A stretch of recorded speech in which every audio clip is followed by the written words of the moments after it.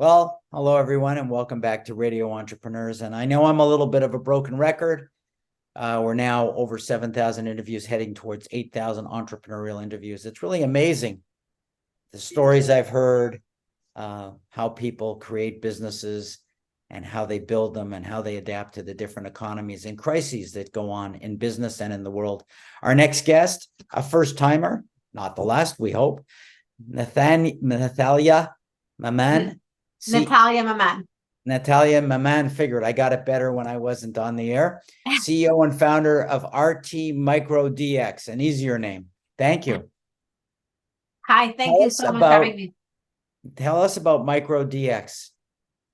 So at RT MicroDX, we have we're trying to disrupt the healthcare and the diagnostic process by developing a platform technology for home testing that is affordable, so it can be accessible for infectious diseases. And our first indication is with strep throat, with the plan to expand with a whole bunch of other indication impacting, whether children or adults that have an onset of symptoms. So sore throat, fever, rashes, and thinking about how do you avoid this sort of like process of having to see a physician when you can, people can have control of their own time and their own health, tests at home, and then leverage the power of telehealth to then engage with doctors in a more efficient way. Well, that's all very interesting, especially because I just have enough medical experience. I used to work for the surgical division of J&J in the 1970s, Ethicon, and I really appreciate what you're doing. But what led you down this entrepreneurial path? Was this always where you wanted to go? Absolutely not. In fact, I was in hospitality for about 18 years until I realized that I wanted a pivot. So I decided to apply to a graduate program. I went to Babson, as you can see on my wall, and within my MBA journey, which I completed only 2 years ago, we were asked to come up with a new business idea, and that business idea was, all right, thinking back of what is my biggest pain point as a parent. And it literally is having to take my children to see a doctor for something that could be done much more efficiently. So I just came up with this idea of developing an at-home strep test. But it evolved over time. It evolved into building that. You're not a doctor. How did you develop it? I know my daughter used to, every time she got a sniffle, she got strep, and I had to take her back to the doctor. Sorry, I had to volunteer my doctor. Sorry about that. I had to volunteer my daughter's health history. But it was funny. I always had to take her to for a test. How do you do that? I mean, I could, as much as I agree with you, I couldn't develop a strep test. Well, I certainly didn't develop the strep test. I'm not the one who did it. But when I came up with this idea, I came up with it in the context of my MBA journey and did an entire market analysis and really trying to figure out if there's an appetite and there's a need for that. And I did. So after I graduated, I decided to pursue it. And by pursuing it required me to do a lot of learning on what the ecosystem looks like, on what the startup scene looks like, and how to, navigate all that, but also how to build a product, how to build a business. And so I spoke to everyone I could talk to, learned a lot, processed a lot of stuff. And in that process, met the two scientists and the team that I have currently, one is a molecular biologist who is sort of the brains behind all the science in this solution, and a physicist, seasoned. They're both seasoned scientists, and a physicist who is the brains behind the technology. And together they came up with essentially what we have today. So you went out and you found these people. Yeah. They weren't easily accessible, and you just started networking and doing research? I just networked and networked.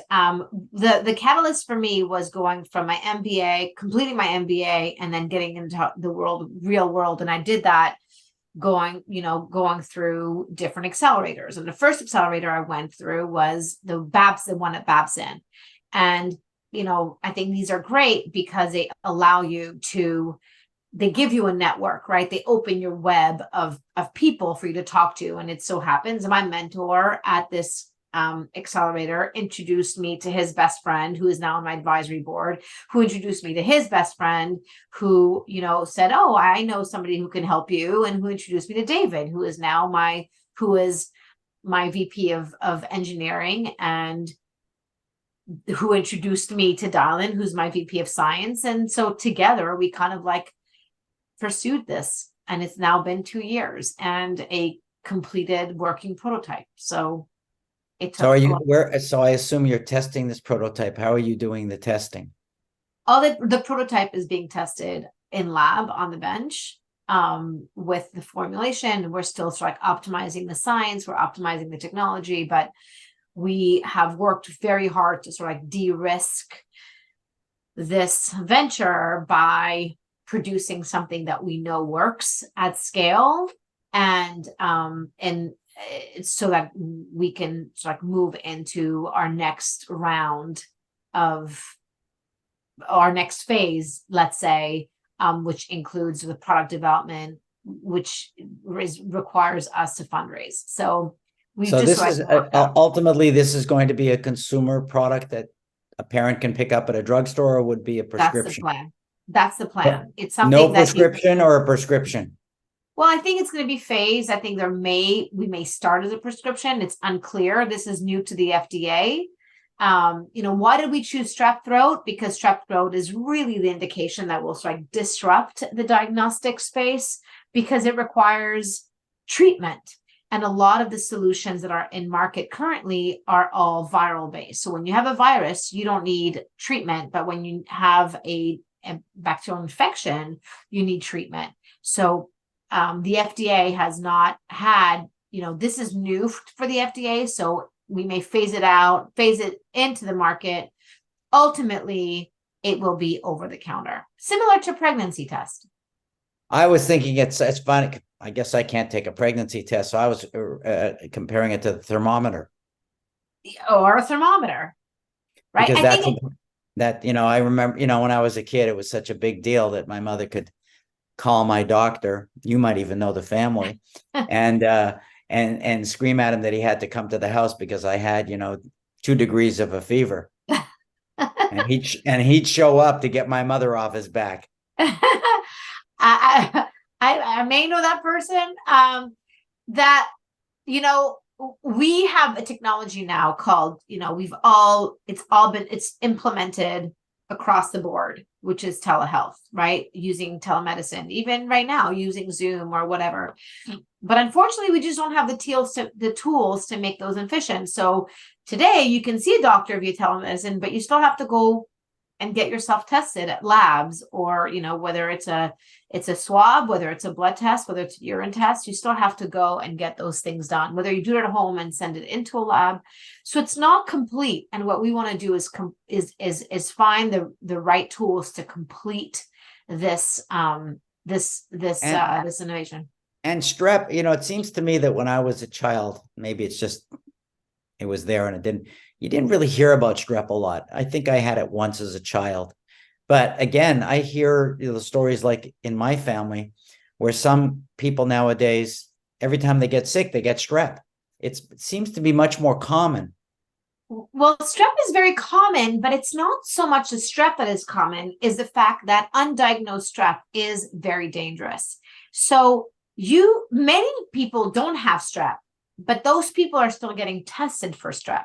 So the market that we're going after is not necessarily the strep test market, but the sore throat market. Or, my kids, for instance, never had strep with the sore throat. They had strep because they had a stomach ache. And I knew the pain. I got to know what type of pain they had that was strep.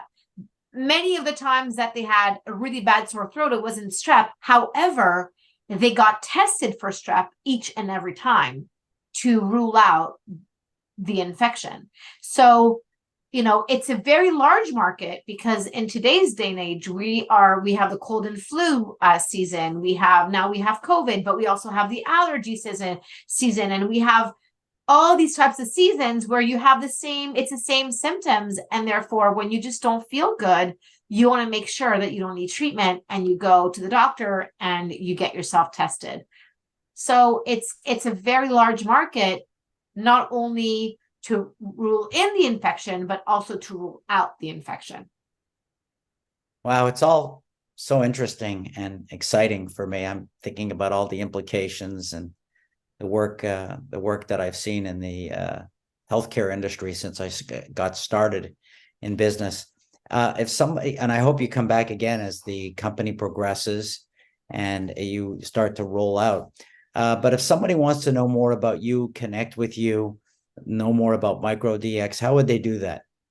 They can email me. They can LinkedIn me. They can email me at Nathalya at MicroDX, rtmicrodx.com. They can LinkedIn me. I'm completely available to answer any questions or even to help people who want to get into this entrepreneurial journey. I had a lot of people supporting me along the way, and I want to be able to give that back too. So just, connect with me however you can. Oh, that's great. And we spent a lot of time before the show getting to know each other, and I look forward to continuing to get to know you. Remind everybody, this is Radio Entrepreneurs.